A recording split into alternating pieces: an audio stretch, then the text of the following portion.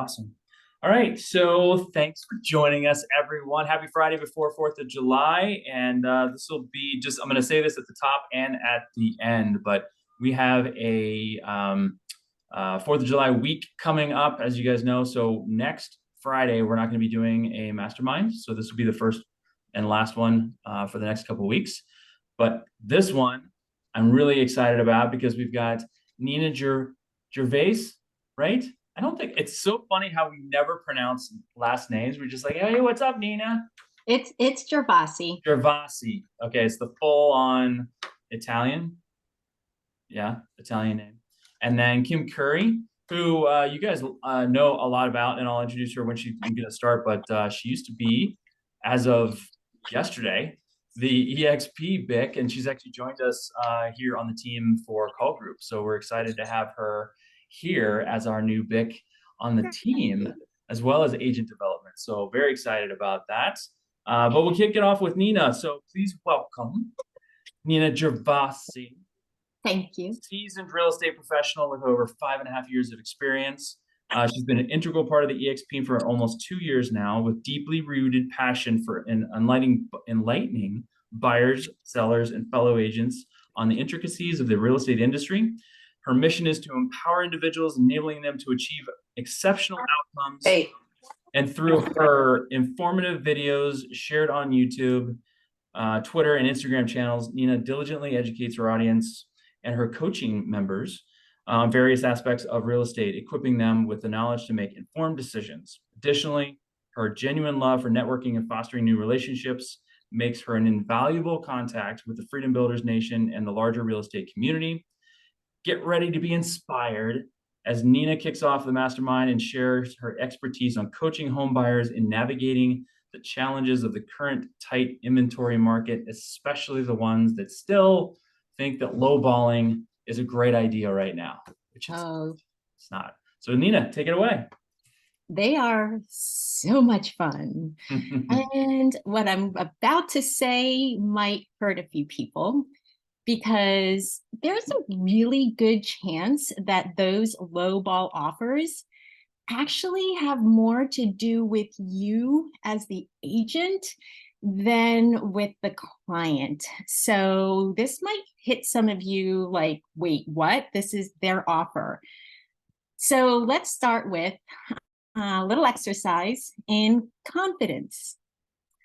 So whenever you go into anything, you have to remember buyers, sellers, and for me, Dobermans, because it's the only breed that I'm afraid of, smell fear. And if you don't get your confidence right, and you're not educating them with confidence, they're going to smell that and they're going to go for whatever offer they want to do other than what you're educating them to do. So what I'm going to tell you from the beginning, as an agent, if you're a new agent, if you are a seasoned agent, or if you just have been riding along doing whatever you think you've been doing just fine all along and you're still getting all these lowball offers, you have to practice confidence. And that's going to be starting by saying, looking in the mirror. What was that scene in Ted Lasso, right? He gets up in the mirror and he like looks at himself in the mirror and he builds himself all up. And then he builds his confidence to go back out and do what he needs to do. That's kind of what you need to do with these tough buyers. You need to start by building your confidence because I'm telling you right now, they smell it like fear. So when it comes to that confidence comes with educating them on the very first initial calls.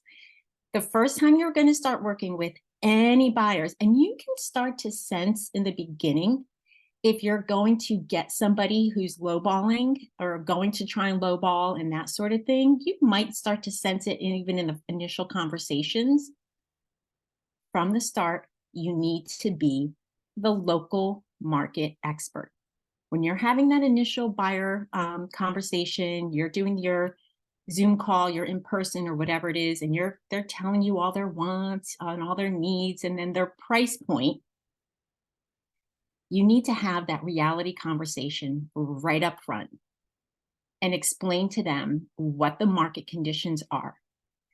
You can pull up right in front of them what the CMAs are showing for days on market, for what prices have gone over listing, all of this data you are equipped with, because it's not you trying to spend their money in the end. It's the reality of the situation that they really have to comprehend.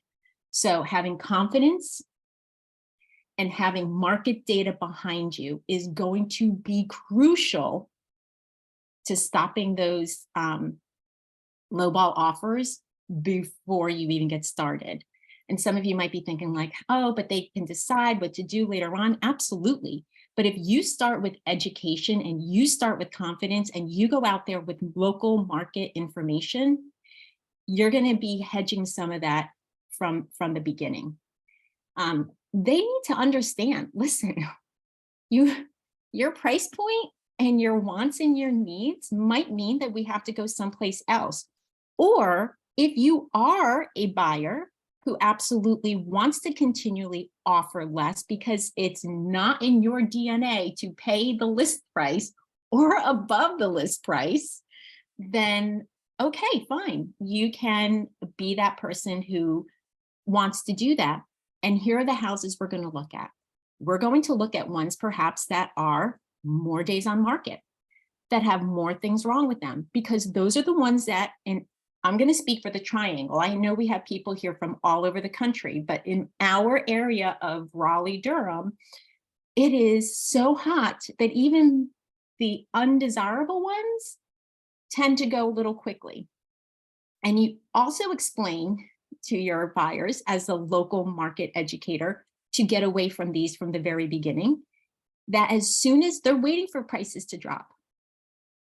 Again, as a local market expert, I can't speak for the rest of the country, but I will tell you that in our area, the second that that price drops, and if it's a really good price drop, everybody has the same thought as them.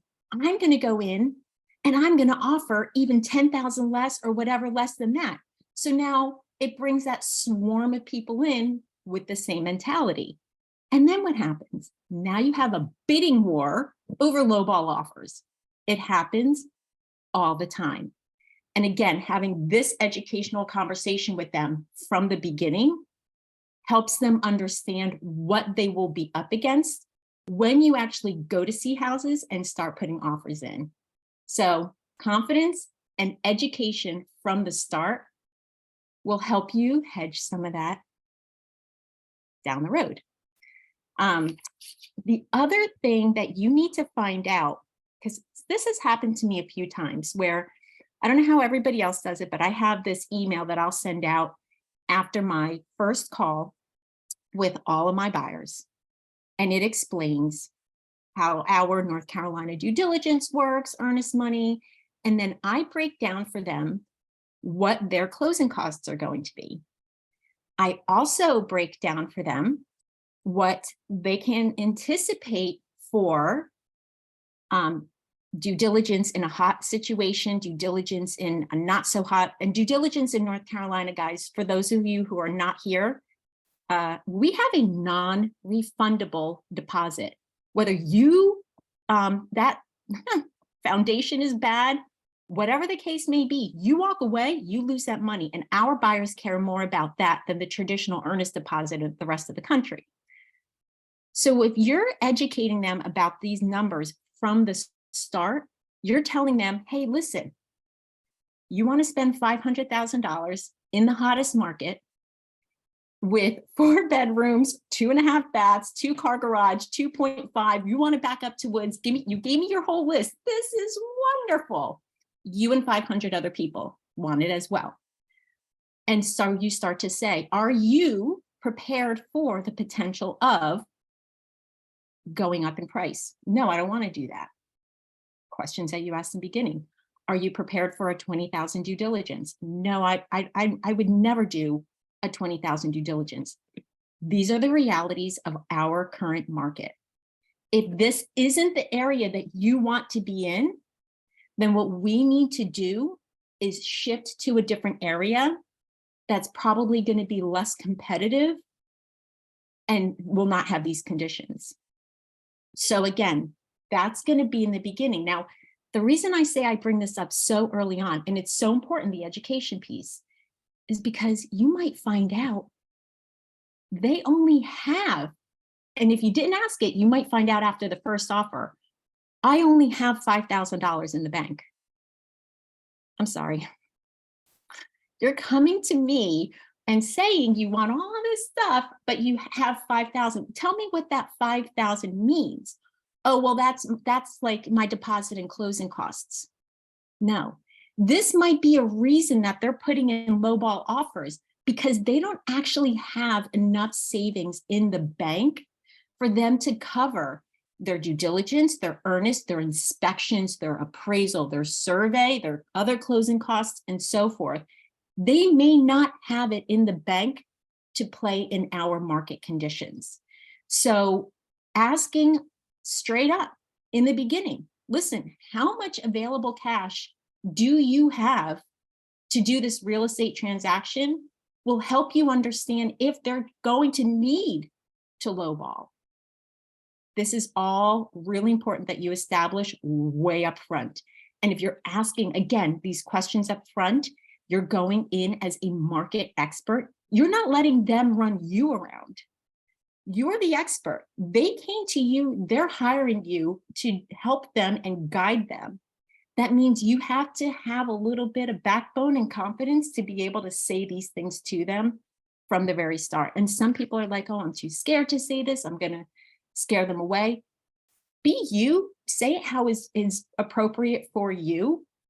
But if you're not going to say it, you are going to get run around, and people will do things, drag you to see houses that you shouldn't be seeing, putting in lowball offers time and time again that you could have avoided from the beginning. So we haven't even gotten to offers yet, and I gave you all that, right? So when you do go to see houses, before you even go out there, and now you have this information, you're armed with this arsenal of info about them, saying, you know how much they have in the bank, you know what they want to be, and then they start to send you these houses that may or may not actually work for them. Before you go out to see these houses, I highly recommend that you really understand and show them, again, hey, this neighborhood days on market is this. This is what the percentage is of what it's been selling above.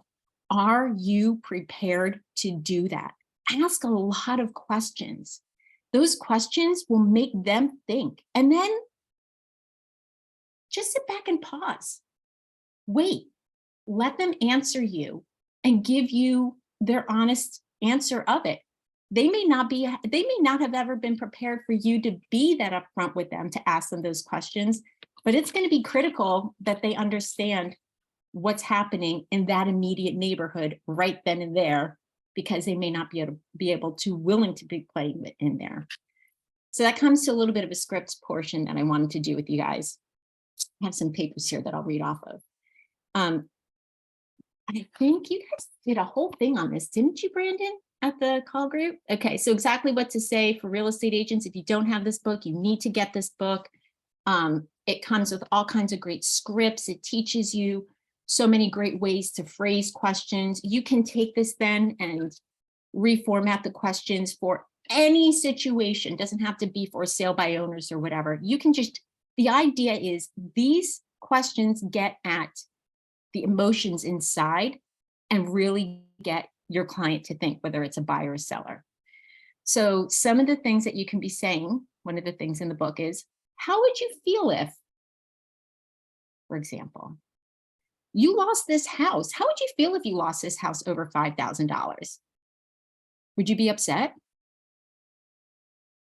And then you wait. Or $10,000. The other thing is, you can be prepared with, do you know how much that $5,000 would actually mean in dollars per month in your mortgage? Would that really make that much of a difference? And a lot of them come back, oh, Cheryl, it's exactly what to say. You need to be prepared to say to them, this $5,000, you're saying it's the principle of the matter. But if you lose this house, how would you feel if the next house is now listed 10,000 over what that one sold for. And then it sold for another 10,000 above that. So now you're 25,000 away from where you wouldn't budge. And I say these words, I'm a little bold, but you can say to them, how would you feel if that happened? Now, because you wouldn't go up 5,000, now you're 20,000 off from where you started. And wait to see what they say. Well, the market's going to crash. So can you tell me your experience with the market conditions in this area? Can you tell me how you know it's going to crash? Have you seen the market data for this area for the past 2 years? Well, I'm going to wait for the rates to go down. That's why I'm lowballing this. If I don't get it, I can walk away. Then you can ask some other questions. How long will you wait to buy a house? How long can you continue to rent and pay what's actually 100% interest before you decide that you're going to buy the house? How long can you afford to continue to rent as rent prices go up and up? How long can you do that for? And you start to get to these emotional questions and make them think about things. I had somebody who went under contract last night. He kept trying to lowball offers. And we sat across from him and his wife, and I looked at him and I said, buyer, you have tried to lowball all of these houses. I'm looking at you and I'm telling you right now that this house is going to be hot. I'm not telling you you have to go astronomically over the list price, but I'm going to tell you right now that if you go a little over the list price and you lose this one, you are going to be extremely sad. And your wife sitting there is going to be even sadder than you are. And I just want to know, are you really willing to lose this over a few $1,000s? The principle of the matter that you're thinking it started here and there's no way that you should end here. He listened. We got the house. We were not the highest offer. And that brings me to the next thing that you need to start doing. You need to start coming up with creative ways to get your buyer to win. All right, so let's talk about this for a minute. So I do a lot of radical honesty. I'm pretty bold. You guys don't have to be as bold as I am, but you can say, and again from the book, as I see it, you have 3 options. The first option is to continue to submit all these lowball offers, and you're just going to continue to lose. The second option is that you take my advice on the offer price and you have a really good shot at winning. Or the third is you can have a lower offer, not super low ball, but a lower offer price if you increase and make other conditions more desirable, like give a really big due diligence, make your closing date within 2 weeks, find other areas to make you attractive other than what that offer price is. So you need to start to educate them in the other ways that they can be attractive if they're going to always be a lowball person. And then that brings me to my last point. When you're sitting there with these people who continue to do lowball after lowball, now you need to ask yourself, first, honesty with yourself. Did you do enough to educate them about the conditions and have those honest conversations with them and determine with them really what they could afford to do?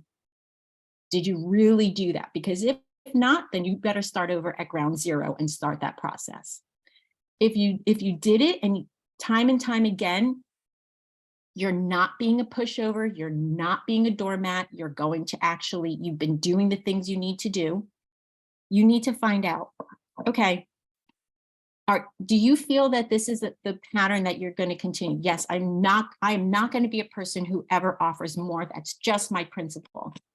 You might need to have a conversation where you say, you know, I'm a real estate professional with X number of years experience, and I have all of this successful data behind me of how I can show people how to win. I'm letting you know, not all of my all of my buyers are the number one person. Not all of them are. So I'm not saying you have to be the highest offer, But here's what I'm saying. If you and I are going to work together, and I am your trusted real estate advisor and professional, you can start to listen to me and we can have that good working relationship, or we may need to part ways because you're not taking the advice that I know will work and help you.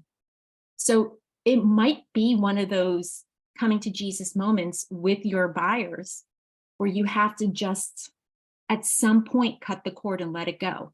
But you must start with confidence. You must start with education and continuing to educate them. And then at some point, you might have to have that coming to Jesus moment where you say to them, as we're sitting here with yet the 5th offer that you have done this, are you ready to take my advice or will you continue to do this? Because I have the proven track record of how I can get you a house. I have the team behind me. I have the data behind me that show. Oh, and that's another thing. If you are a new agent, and I mentor a lot of new agents, and you're like, oh, I don't know if I could say this. I don't know if I can do this. Call an experienced top producing agent. You're part of this freedom builder family, for goodness sake.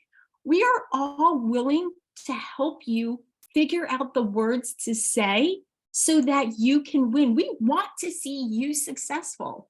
So reach out to us. Ask us, how do I say it? How do I get that confidence? Give me some, Nina, will you role play with me? Sure, I'll role play with you. Absolutely. And I'm not going to be easy on you either, but that's okay.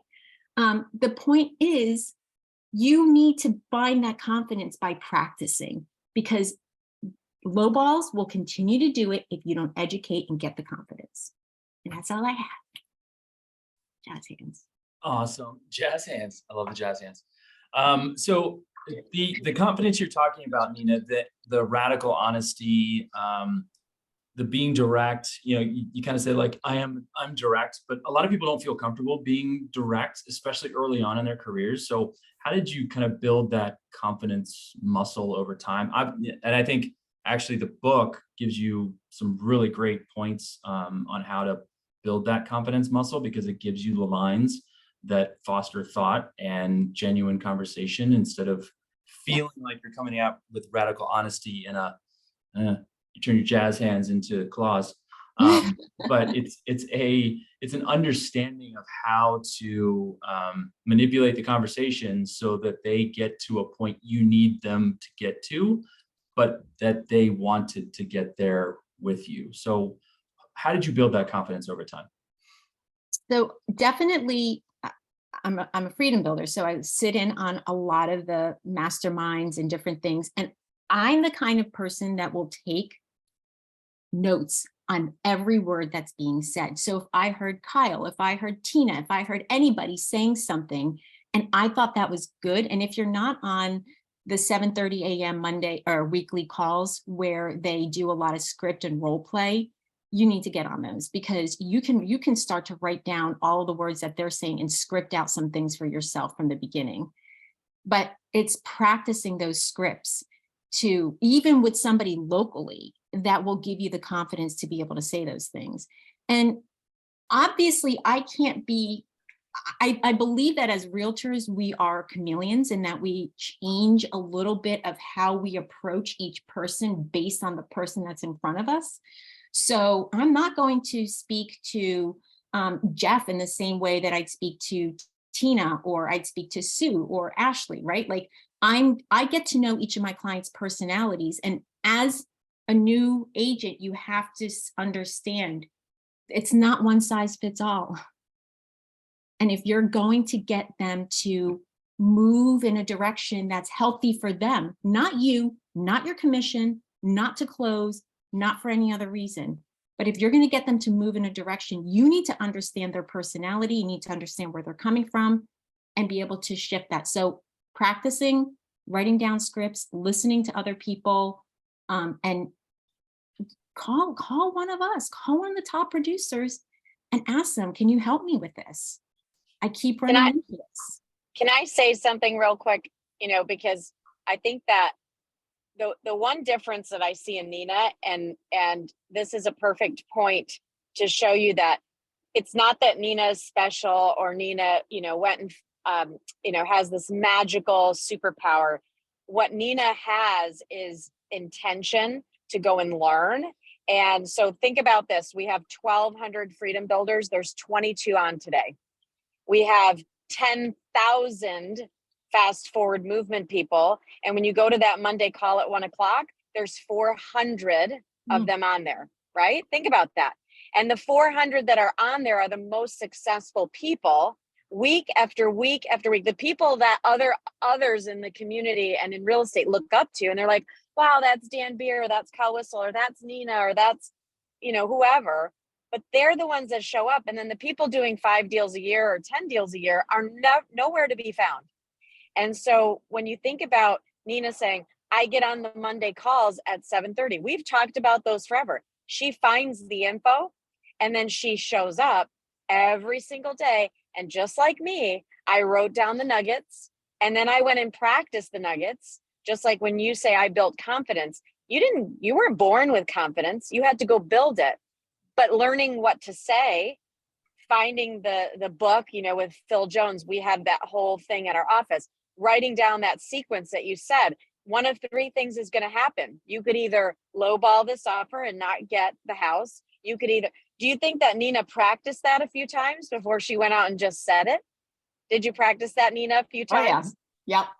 Because Exactly. you're nervous to say it the first time, right? Right. Like, Right. oh my gosh, they're going to get mad at me. But Right. okay. So the secret sauce is that you show up, you take notes, but then after, you don't just go on about your day. You take action to say, okay, now I got the golden nugget. Let me go practice it over and over and over again. And then I'll go practice it on people over and over and over again. And then I'll know how to ride the bike really, really well. And the confidence will just develop. So you are a doer, my friend. That was awesome. And you make it sound easy. And I know it's not easy, but you do practice it. And that's the secret sauce. So thank you for showing up and being such a great student. You. And great leader. Nina, how can people get a hold of you? Oh, yeah, love Instagram. So y'all can find me on Instagram, Cary Area Real Estate, CARY. So Cary Area Real Estate. Pretty sure it's the same basic thing on TikTok. Y'all think I know my handles, right? And I'm also, just look for Nina Gervasi, Cary Realtor on YouTube. I have a bunch of videos out there, pretty much posting daily. So You do. You're a regular. Alexis and I are trying to catch up to you. your videos are good. Nina, that was awesome. Thank you so much. And Jeffrey's got a comment. I've learned so much from her over the last year. Love it. Thanks for that. Me too. Wonderful. Thank you so much, Nina, especially on short notice. I really appreciate it. Thank you for having me on. Absolutely. All right, so on to Kim. So I kind of touched on this earlier. If you weren't with us earlier, Kim Curry was our EXP BIC for this market that we're in here in Cary, North Carolina, until end of day yesterday. And she has joined us officially today on the call team as our broker in charge and trainer of people, grower of careers as well. So we're excited to have her on board here on the team. She's got a military background, and she's honed her keen attention to detail and thoroughness in tackling any project entrusted to her from that military background. She's embarked on her real estate journey started in Maryland, but now her passion for the industry led her to relocate to North Carolina, where she started in specializing in new home sales, which is perfect for this topic we're about to tackle. However, her unwavering dedication to serving her clients prompted her to explore the broader realm of general real estate brokerage, and she became, like I said earlier, one of our BICs here in Cary. Today, she's actually heading over to us. She's moving into a new house. She's selling her other house. There's all kinds of craziness going on in Kim's life right now. But we're happy to have her on and for her to share her expertise, enthusiasm, and speak to how she got successful when she started in new construction. So Kim, thank you for being here. Thank you for sharing your expertise on how we can I mean, we really need new construction right now to be able to continue to grow as agents because of how tight the market is. So really looking forward to this segment here. Well, let's see what we can do. So I'm sure if any of you have done new construction over the last couple of years, it's probably been a little frustrating. The builders are kind of like, we don't need you. And, it's kind of been a little bit crazy. It's been difficult to get in with those builders and get your clients set up. And so we're going to talk a little bit about how to maneuver, when they're doing that, things that you can do up front for yourself, and then talk about things that you can do specifically for your buyers to help educate them and to let them know the value added that you bring to the table. So how many of you have been frustrated with new construction and kind of have done some things and are just like, oh, I'm going insane, and know a lot about new construction? Yeah, it's kind of been one of those things where, we're all kind of rumbling. We don't want to, this builder or that builder or whatever. So, having been an on-site agent, I can tell you that the on-site agents do want you there as long as you're not going to be that agent. That agent that, is like, don't talk to them, or don't, the one that excludes them and acts like you know more than them and gets in there and is like, doing stuff to blow the deal up, right? Pointing out every little flaw, having your client go in there, measuring water in toilets and laying on the floors and doing all kind of stuff like that. Don't be that agent, and educate. This all goes to education. Educate your clients to not do those things. So, I think anything we do in real estate goes to this education and confidence, right? If you are educated and confident, your clients will have the value in you and they'll see what you bring to the table, and fake it till you make it, right? Get that education, go out and start talking to builders and do some things to learn. Learning is key to everything. And the more you know, the better at anything you're going to be, right? It does take practice, all kinds of practice. We're going to talk about kind of some of the top 10 things, that for us. So number one, you want to educate your buyers. You want to educate them to the type of construction. Are they doing construction perm? Are they custom building? Are they going with a builder? Are they doing their own lot? There's all these different ways you can do new construction. It's not just go to the builder and get yourself set up and they take care of everything. Each client is a little bit different. So you have to tailor it to that client, find out what their needs are and what's going to be the best fit for them. The construction perm is great because you close up front. And so people who closed a year ago, they love the interest rates. And today they're like, oh my gosh, interest rates have changed and they've locked into those things. So we have to be educating ourselves as to the types. The other thing you have to do is know what's going on with these supply chain, know what's going on with the industry being short-staffed, right? So it used to be, we'd be like, yeah, we'll build a house in 90 days, right? Not so much. And setting the proper expectation along with the on-site agent is really going to speak volumes for you. So you need to know, like, is there a shortage of staff? Driving through these new home neighborhoods, seeing if houses are sitting for months and months with nothing happening, knowing what they're going to get into. You need to know those kind of things and some of the challenges they may face in those locations. And by you visiting those locations, we use Nina, she's a Cary agent. If she's looking at the new construction in Cary, putting her ear to the wall and kind of seeing what's new, what's coming up.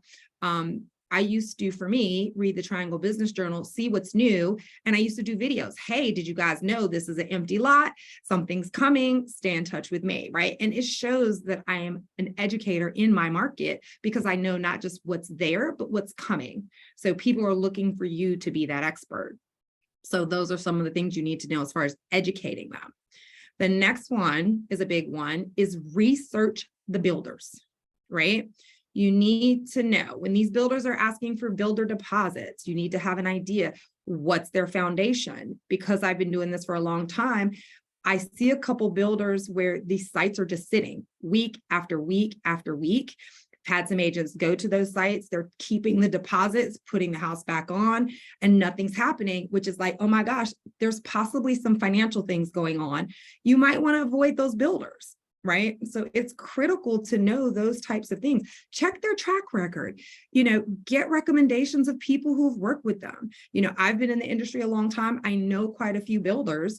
And then also you need to know the level of the builder. And when I say level, Are they new construction? Are they starter homes? You know, and what's all the levels in between? Are they not new construction, but are they custom or are they starter, right? So you need to educate your client to understand they may be paying less, but what are the options they're getting? What are the features they're getting? What are the standards included? They may be paying $10,000 more somewhere else, but they may be getting a whole lot more in that house.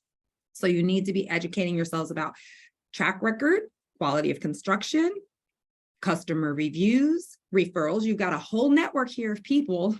Make sure you're reaching out to people to ask them additional questions. Very important. So number 3 is assisting them with location selection, right? And it goes back to what Nina was saying. If I want to spend $400,000 and I want to be in Preston and I want new construction on a half an acre, it ain't happening. It's not realistic. So make sure you're looking at what they want and educating that buyer to say, if this is your price point, here's your perimeter. Here's where we need to look. Here's what we need to know. Are you going to be okay with this commute? You know, I tell the buyers, what I want you to do is put in where you work now, put in where you're moving to, look at what that looks like on maps. Look at that commute. Do it at different times during the day. Make sure you're okay with that. You know, for some buyers, Instacart's a big thing. I need Instacart or I'm not living here. You know, research that stuff. People will actually say that. They're like, if Instacart's not here, I'm not going to be here. So know what's important to these buyers when they're picking the location. It could be the location of the house. You know, a client may tell you, I want an end unit townhouse. Ask them why. It could just be because they want sunlight. They may buy an end unit into the wrong direction and they're not getting any sunlight. You completely missed it, right? So you missed the boat. Yeah, we all need Instacart, right, Tina? You completely missed the boat with that. And now you've put them in an end unit and they're not getting what they want. So you have to ask the follow-up questions. I have a Compass app on my phone. And so when we go out there to walk these lots, I'm like telling them, here's the sun, let's look. You know, you're walking, boots on the ground, showing them the value, providing that information when you're doing that lot selection. Look at what's behind there. Point out the trees, see what's going on with those trees. Look at the slope of the lot. These are all important things you need to sit with the buyer. Exactly. Which way are we going? Are those trees you see going to remain, right? You see them today, but we need to make sure, are they going to remain? What's going on behind there? So these lot selections, what people see, they may not think to ask that question of you, right? They may be on site, see the trees, assume they're going to be there. That's what we're there. We're providing the value to say, hey, did you know this is what's happening here? And they're like, I didn't think about that. So when they're doing this location and lot selection, you need to ask as many questions as possible to make sure you're aligning them up with their needs. They're not going to necessarily get that with the builder's representative, right? So you're there for that. The next one is negotiate on behalf of your buyer. And negotiations is not always cash, right? There are different things you can negotiate. You can look at programs. You can look at options. You can look at upgrades. You know, a builder may be more willing to give you upgrades than closing costs because it's not a dollar for dollar matchup. You know, their design studios have markups and things like that. So you just want to kind of check on all of those kind of things when you're negotiating, right? If there is right now, there's a big thing that a lot of builders are buying blocks. Well, not the builders, but their lenders are buying blocks of loans at lower interest rates. But are you looking at that cost estimate? Are they charging it back to your client? So if I give you $5,000 in incentive and I charge you $5,000 in incentive, then you really haven't given me anything. And a buyer's not going to know that necessarily. They're going to say, well, the builder gave me $5,000 and they gave me this great interest rate.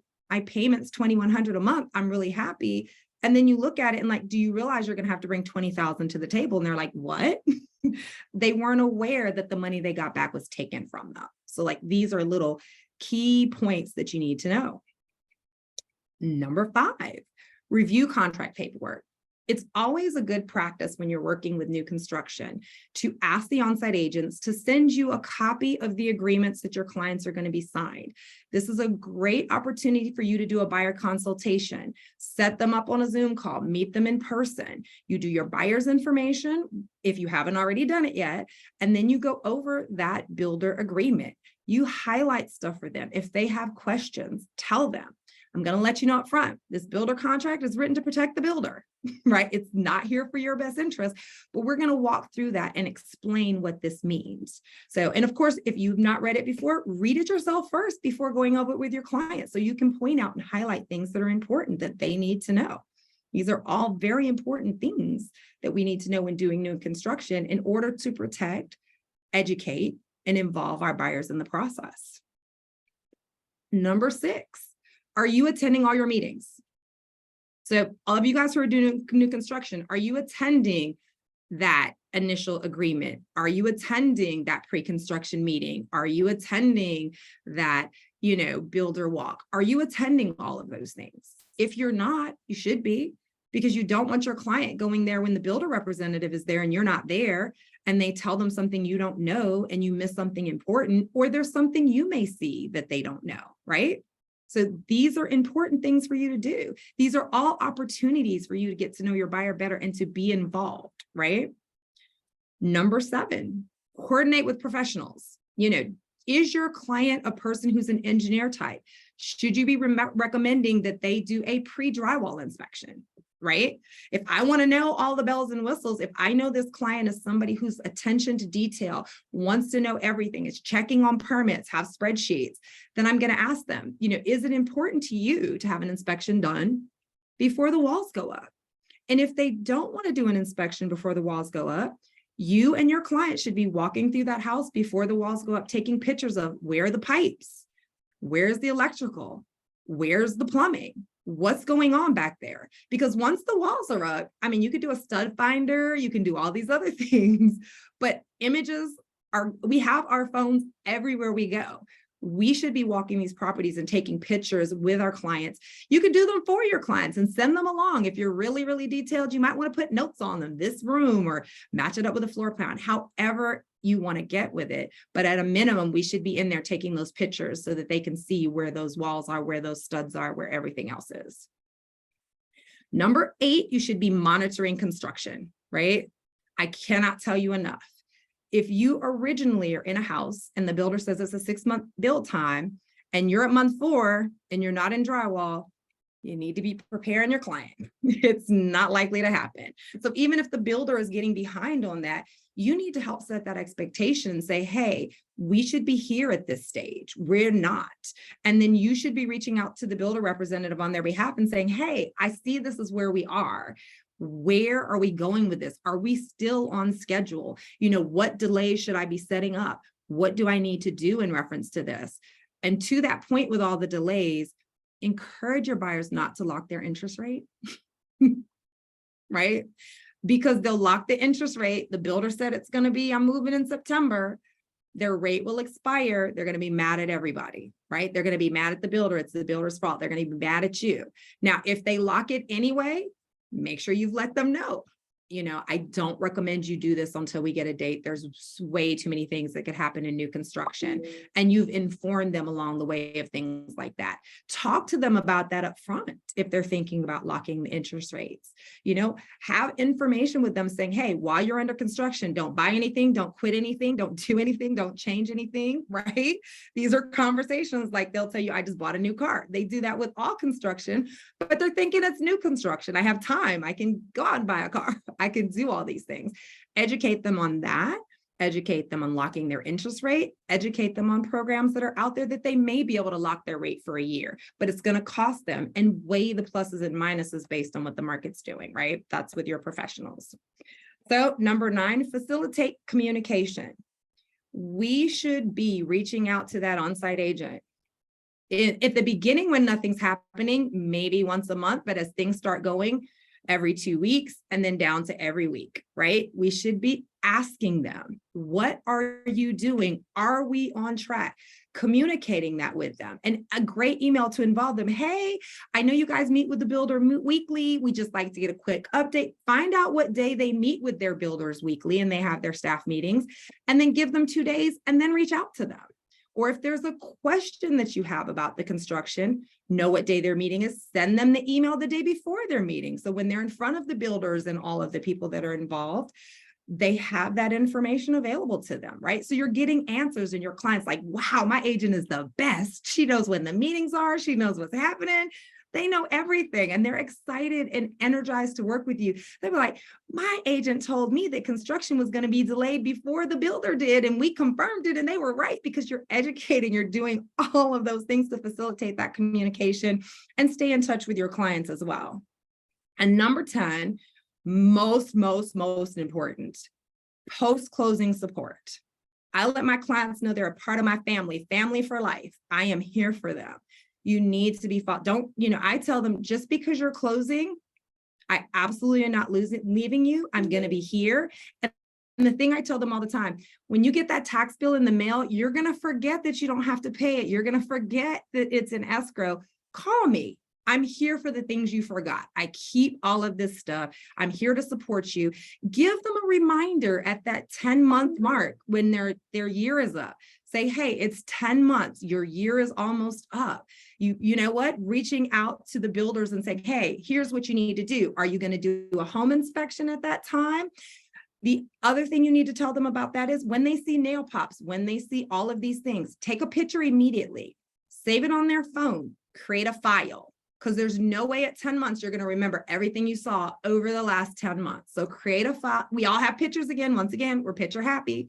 So take the pictures of the things you see. And when it's time to make that list, go back through your file, look at those pictures, and write everything down for the builder.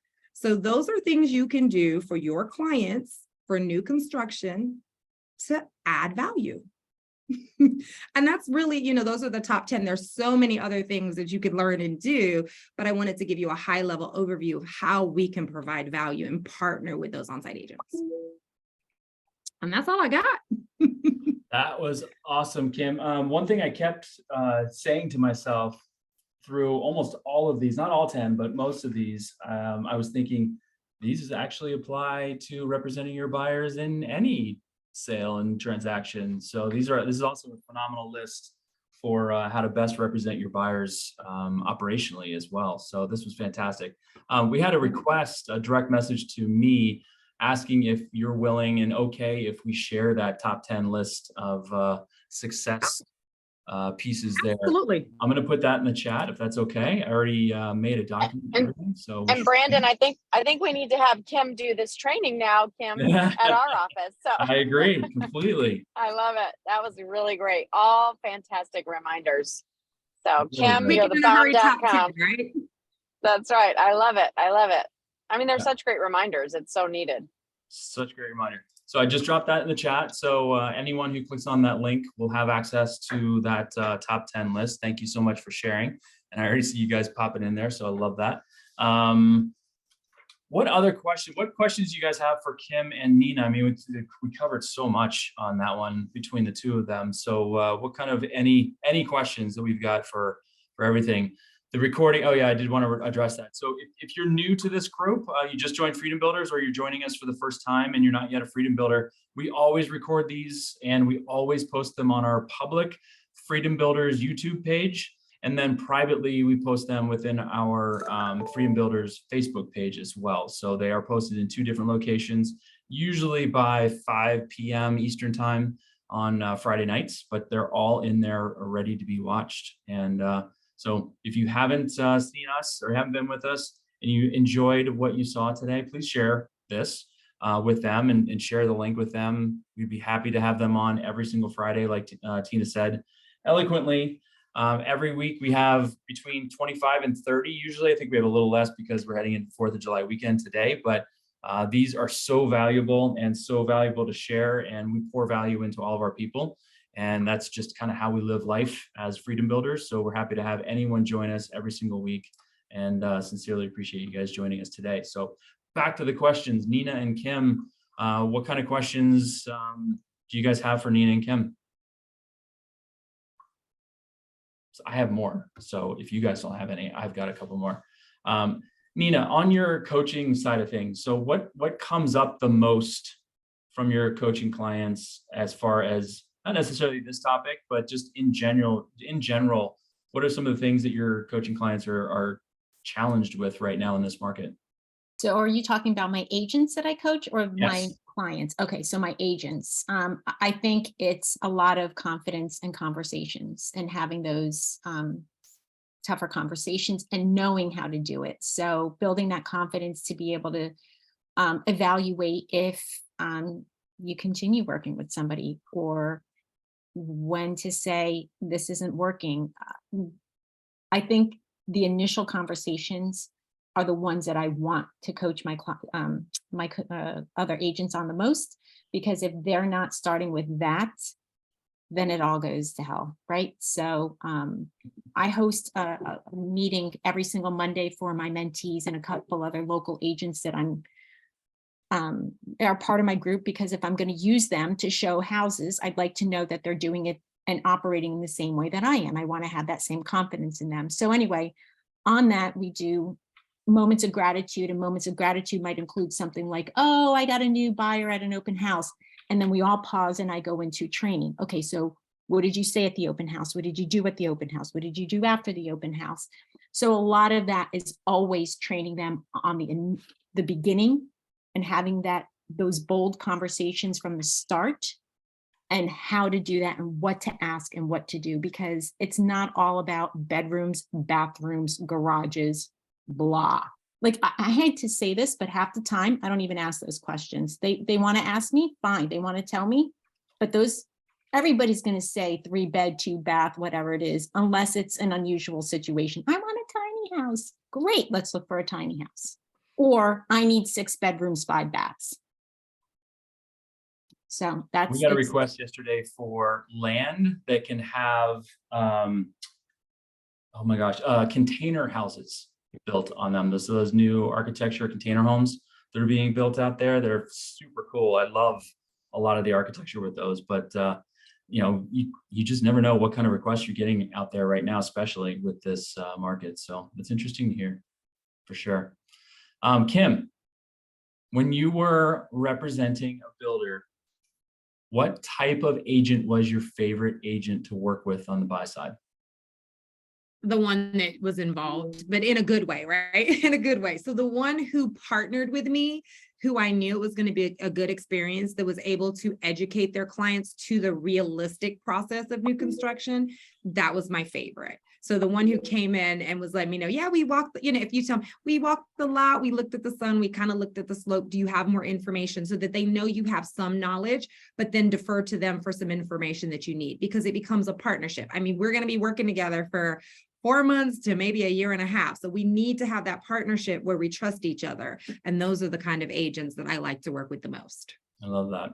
Daryl, great question. Daryl is actually down in the Dominican Republic, and they are with Dreaming DR, and they represent a lot of new construction projects down there. So he's got a great question about what would be your response to a client, either on the buy side actually, or as representing the builder as well, when your condominium project's delayed by however many months, but he says 6+ months here. Yeah. How do you help? So the part with that, it becomes, a little tricky, because you have to know how the process is, like who's the builder. And here it might be a little bit different. So for me here, if the project wasn't starting, guess what? We have information on everything. I check the permit portal. What's going on with the permits, right? If I'm checking the permit portals, nothing's happening. I'm looking at it and I'm saying to the builder, did we apply for the permits? What's going on with the process? Have we run into some complications? It could be land. What's going on with the land? I mean, there was one project where they ran into granite, and it delayed the whole project a year because they kept blasting and blowing things up. So you have to get back with the builder's representatives and ask kind of what's going on. Are there some development delays going on? What type of development delays are those? What's the projection for the start, because the project has slowed down? What things do I need to know? And how is there a way I can look up some of these things for you? If you want to point me in the direction, I'm happy to look these things up on my own so that I don't have to bother you. That's the kind of agent they're looking for, right? Hey, tell me where you're looking. I'll go look for you. That way you can deal with the other clients that you have, and I'll be happy to help you in this partnership. Those are the things you could be doing. Awesome. Yeah, I think it just sounds like you need to stick with the facts. I mean, if you stick with the facts, and no one can be mad at the facts. I mean, if you're blowing up granite, what are you going to do? I mean, really. Gotta do it. Look, it doesn't always, and letting people know with new construction, I think the biggest thing, and commercial is a whole different thing. I mean, a commercial project may take 2 years because they've got a whole bunch of other things to deal with. But in anything with new construction is setting a realistic timeline that before they break down, before they break ground, you really haven't done anything. Yeah. So your clock starts the day that they break ground. So you need to know that. So let them know it's X amount of days from the day that they actually start building on your lot. Love it. Thank you so